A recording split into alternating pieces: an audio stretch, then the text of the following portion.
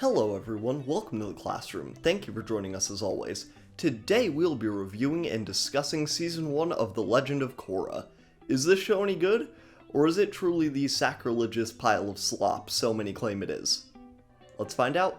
Not to immediately date this video, but if you were to ask me if you should make a sequel series to one of the most highly acclaimed TV shows of all time, or apologize for grooming with a song, my answer would be the same. I wouldn't. Although maybe I would. I mean, not the song thing, but The Last Airbender was just begging to be built upon. The cyclical nature of the Avatar is the perfect opportunity to build a franchise, which is very helpful considering the endless machine of Hollywood will one day make a franchise out of everything. Every nerd-ass I know who loves this show has their own dream series they would love to see someday. Unfortunately though, it's very easy to pitch pie-in-the-sky ideas all day. It's much harder to put those ideas to paper, and that paper to animation paper. So before we get into how I feel about the story and the characters, let's go through the production of the series. This series can light up arguments like dry kindling, but one thing that only the most brain-broken incels will disagree with is that the animation of Korra is fucking unreal.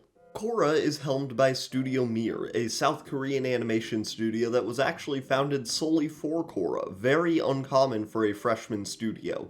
Studio Mir undoubtedly raised the bar for visuals in the world of Avatar. Flames light dark action scenes and water reflects the light around it, and air is air and rocks are rocks. Those two didn't get to change much. DiMartino and Konietzko finally got to see bending animated the way they had always envisioned it.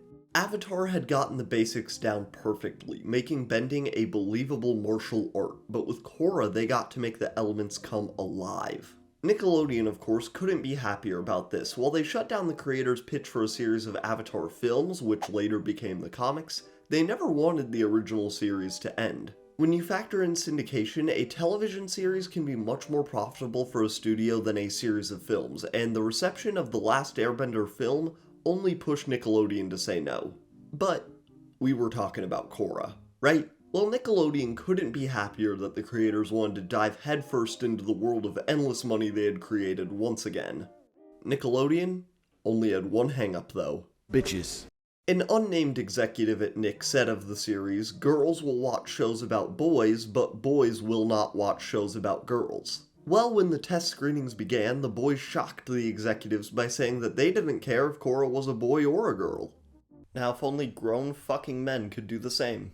Okay, we're gonna use that like a polar bear dog in a china shop and just get right into it. The Legend of Korra follows Korra, of course, and in true Avatar fashion, no last name.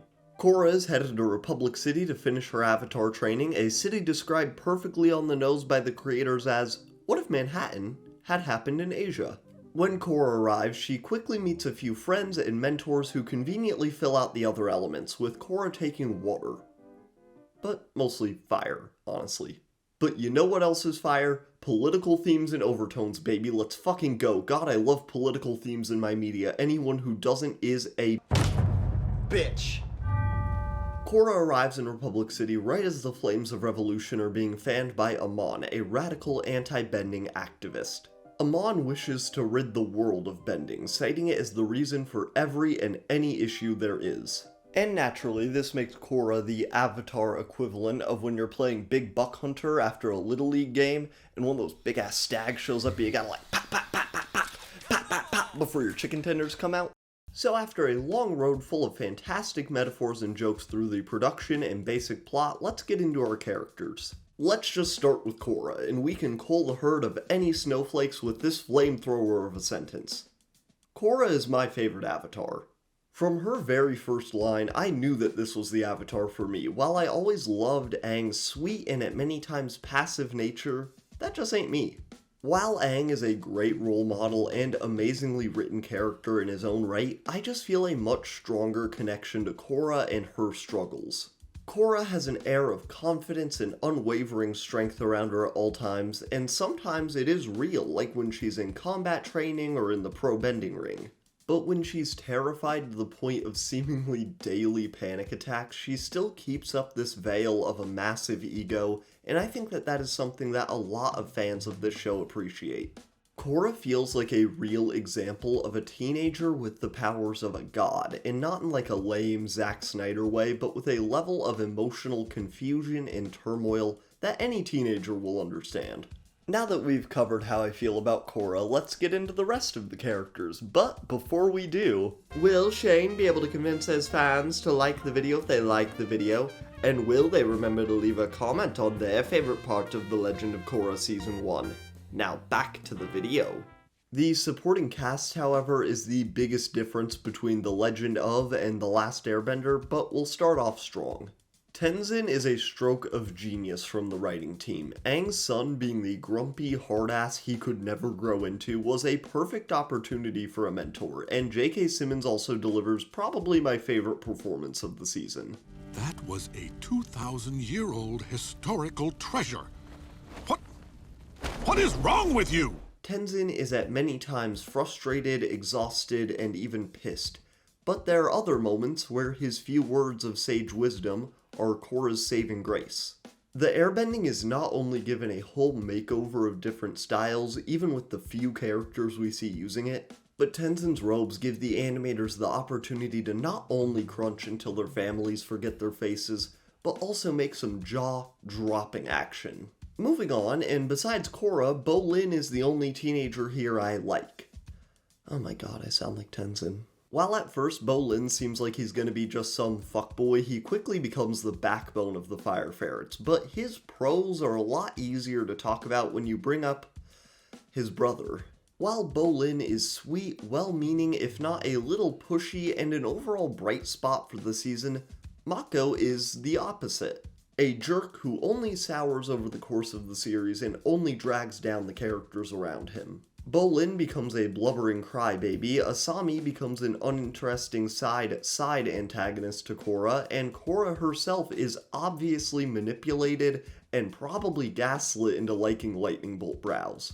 We'll get back to Asami when we cover the basic plot, but I'm really split on her this season. When she's introduced and when she first meets Korra, she's kind, funny, and a strong contrast to the more aggressive Korra during the love triangle/square plot, and she also gives a key level of insight during the Equalist plotline. Oh yeah, I guess I haven't talked about that yet. Season 1 is unofficially split into two parts, the first being a little slice of sports anime with Probending. One of the most fun and inventive additions to the world of Avatar they could have made. Not only is Probending beautifully animated, bringing in a more modern style of bending specifically modified for the sport, but they even got MMA fighters from around the world to model moves for them. Probending provides a lively, competitive atmosphere for Korra to grow and change, and that is perfect for her, being a natural competitor. My favorite episode in this arc, and maybe in the whole season, has to be episode 6, and the winner is... This is the final Probending match with some of my favorite moments of the season.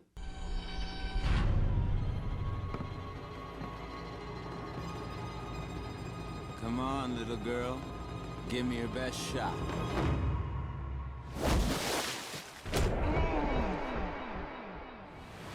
But its real purpose is to conclude the Probending arc and put the real antagonist in their sights. Amon and the Equalists.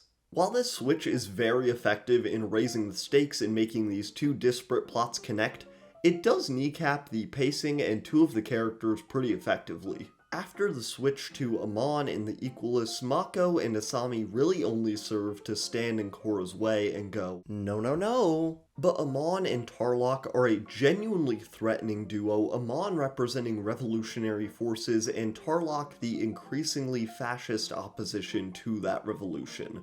And speaking of big political words, Amon is not a communist. Quit calling him one.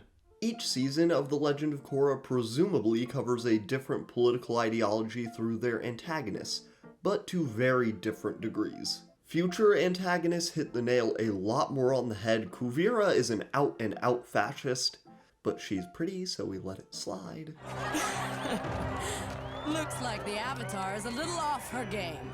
And while Amon sure does talk a lot about equality and revolution, any communist ideas are only surface level.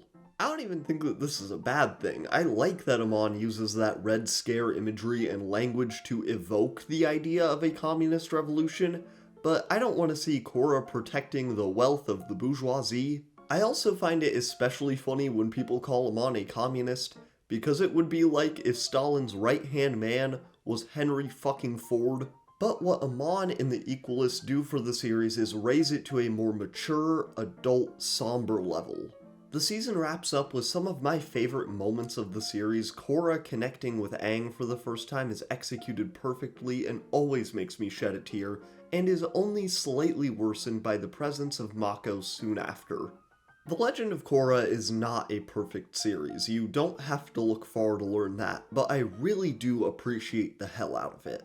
The story is short and sweet, it's funny, the action is jaw-droppingly gorgeous, especially for a Western-ish animated show, and the characters are uneven for sure, but the ones that hit knock it out of the fucking park. So yes folks, I do absolutely recommend The Legend of Korra Season 1, I think it's a really good time, and plus it's only 12 episodes, so if you've never seen it, it's really easy to get into. And if you haven't seen it in a while, maybe go back and check it out again. It'll be just like the good old days.